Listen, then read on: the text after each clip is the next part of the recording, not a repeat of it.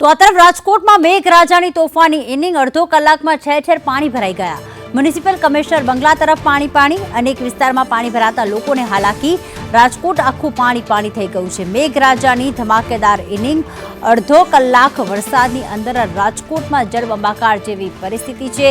Municipal કમિશનરનો બંગલો આવેલો છે એની તરફ પણ પાણી ભરાયેલા જોવા મળી રહ્યા છે। એટલે કે સત્તાધીશોને કોઈ જ ફરક નથી પડતો કે શહેર આખું જળબંબાકાર થઈ જાય। મયુર અમારી સાથે જોડાઈ ગયા છે। મયુર, અહીંયા સ્થાનિક લોકોને તો હાલાકી છે જ, પરંતુ સાથે જો રાજકોટ મહાનગરપાલિકા એવો દાવો કરતો હોય કે પાણી નિકાલની પૂરેપૂરી વ્યવસ્થા છે, તો મ્યુનિસિપલ કમિશનરના બંગલાની નજીક પાણી ના ભરાયું હોત, કેટલી હાલાકી રાજકોટમાં?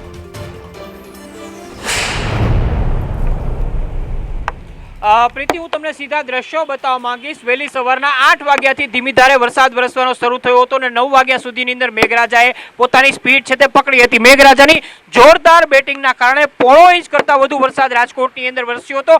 હજુ પણ સતત ધીમી ધારે રાજકોટની અંદર વરસાદ વરસવાનો ચાલુ છે।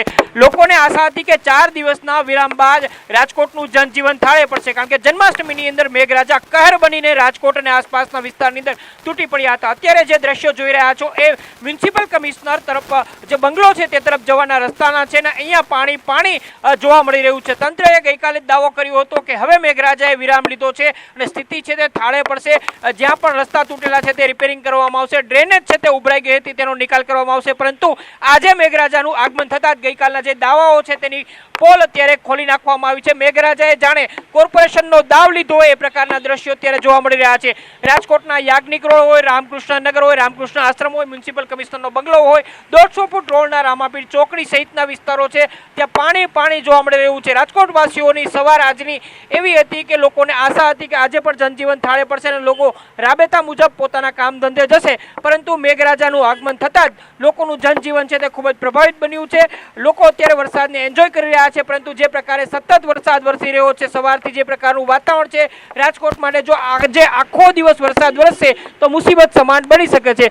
લોકો એ દ્રશ્યો પણ ગત સપ્તાહે જોયા હતા કે 200 કરતાં વધુ લોકોનું એક જ સ્થળેથી સ્થળાંતર થયું હતું। 1200 કરતાં વધુ લોકોને રાજકોટમાં સલામત સ્થળે ખસેડવામાં આવ્યા હતા।